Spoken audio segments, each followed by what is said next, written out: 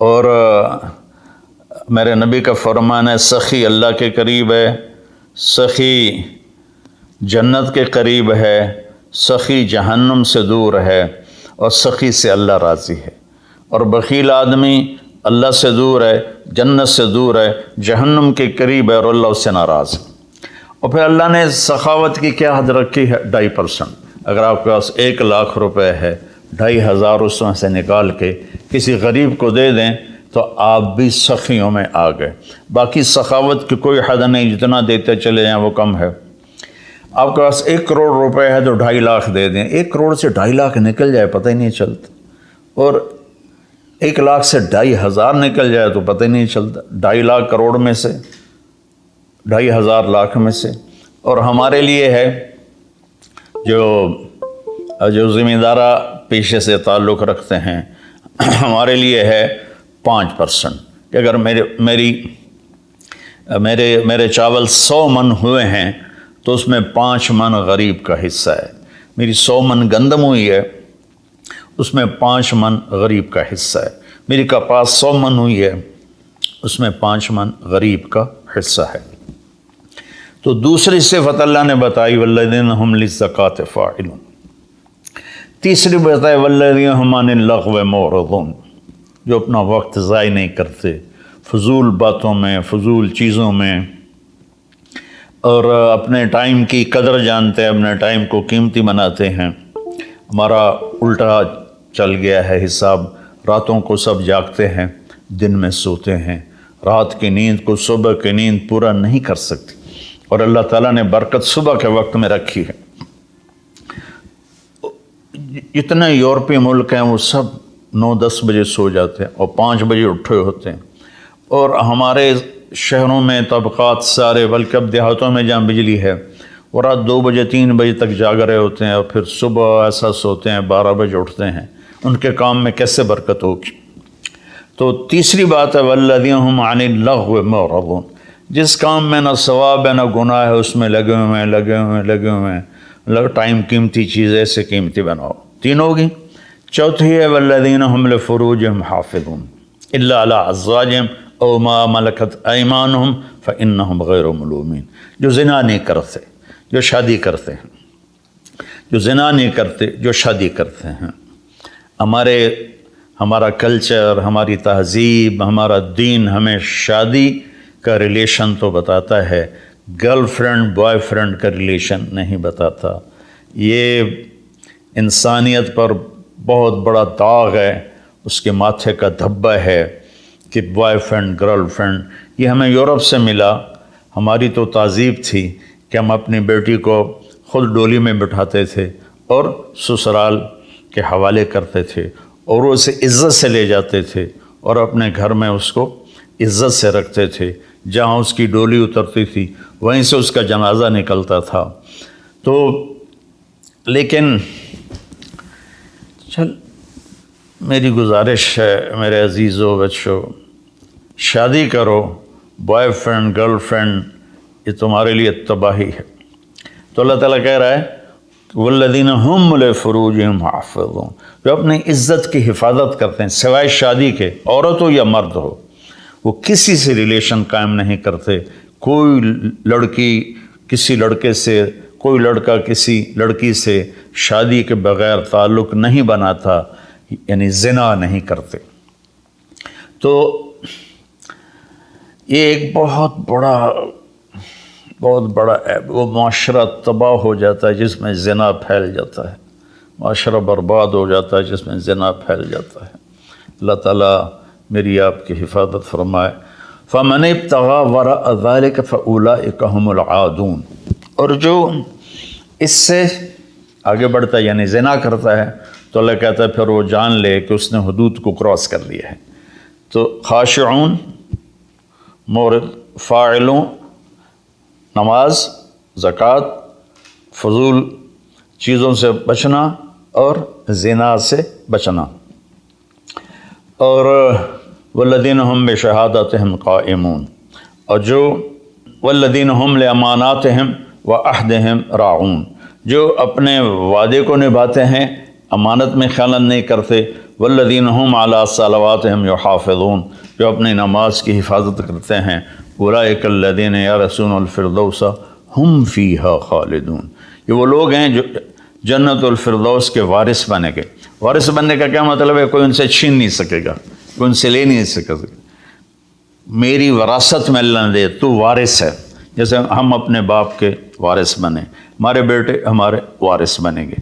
تو یرثون کا لفظ فرمائے، یدخلون نہیں کہا کہ یہ جنت میں داخل ہوں گے۔ یرثون میں تسلی ہے کہ میرے بندو تسلی رکھو، تم سے کوئی چھین نہیں سکتا، تم سے کوئی لے نہیں سکتا۔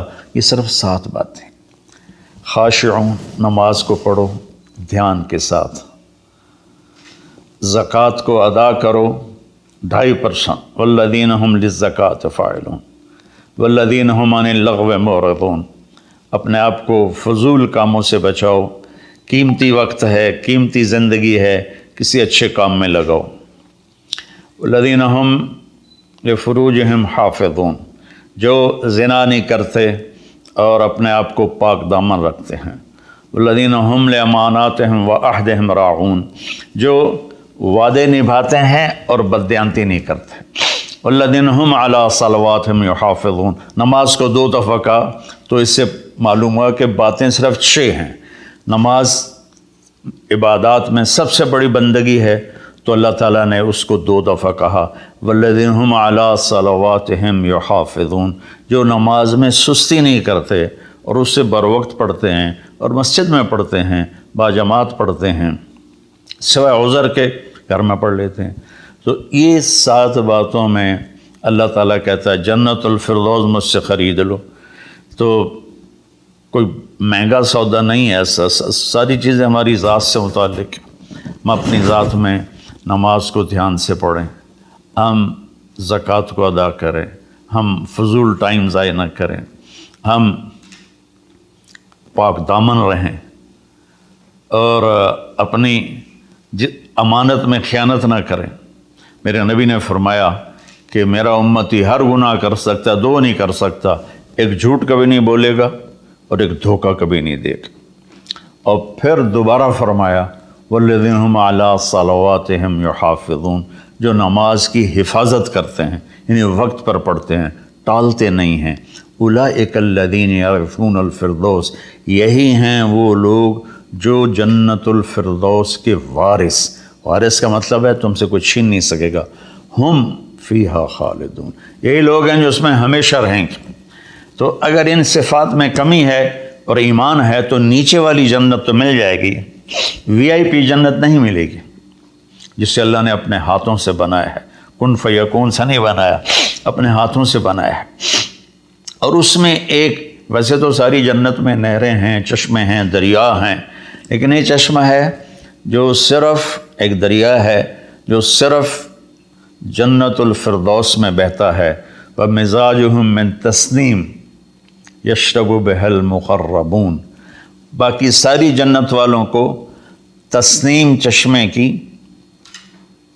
چند بوندیں ان کے گلاس میں ڈالی جائیں گی، ان کی سراہی میں ڈالی جائیں گی اور وہ پئیں گے، اور جنت الفردوس والے خالص اس کو پئیں گے۔ تسنیم سنام سے، اونٹ کی کوہان جیسے ایسے ہوتی اس طرح۔ تو وہ چشمہ جب بہتا ہے تو زمین پہ نہیں بہتا، یہاں بہتا ہے، نیچے بھی نہیں، زیادہ اوپر بھی نہیں، یہاں بہتا ہے۔ ان اللہ علی کل شیء قدیر، اللہ ہر چیز پر قادر ہے۔ تو وہ جب جنت الفردوس والے طلب کریں گے تو اس طرح نیچے وہ آئے گا، ان کے جام میں ڈالے گا، سراہی میں ڈالے گا، اور اللہ تعالیٰ ان کو اس کا مزہ دے گا۔ ایسے ہی سورہ دہر میں اللہ تعالیٰ نے 3 درجے فرمائے ہیں، اس میں جنت الفردوس والا درجہ ہے کہ وَسَقَاهُمْ رَبُّهُمْ شَرَابًا طَهُورًا، اللہ خود انہیں شراب طہور پلائے گا۔ تو میرے بھائی بہنوں، میرے بچوں بچیوں، اللہ کے واسطے قرآن پڑھو، قرآن سے جڑو۔ علماء سے کہتا ہوں قرآن بیان کرو، قرآن بیان کرو، قرآن بیان کرو، اپنے نبی کی سیرت بیان کرو، سیرت بیان کرو، سیرت بیان کرو۔ اتنی کتابیں جو چھپی ہوئی ہیں، جو جس کی کوئی سند ہی کوئی نہیں، اس کو پڑھائے جا رہے ہیں، بولے جا رہے ہیں۔ قرآن سے امت کٹ گئی، حدیث سے، سیرت سے کٹ گئی، تو ہم اندھے ہو گئے۔ میں چند دن پہلے سن رہا تھا کہ شیخ عبد القادر جیلانی رحمۃ اللہ علیہ نے اوپر جا کر اسرائیل سے اپنے مرید کی روح کو پکڑ کے کھینچ لیا اور واپس لے آ کے زندہ کر دیا۔ اور تمہیں اللہ کا واسطہ ایسی خرافات سے بچو، ایسی لغویات سے بچو۔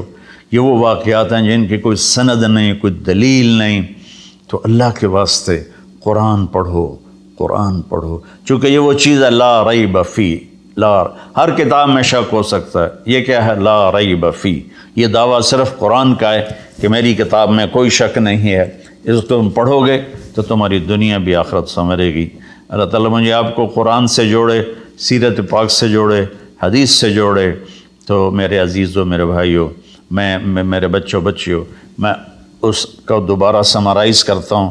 نماز میں خشوع ہو، زکوٰۃ ادا کریں، اور فضول کاموں سے بچیں، زنا سے بچیں، اور امانت ادا کریں، اور وعدہ نبھائیں، اور نماز کی حفاظت کریں۔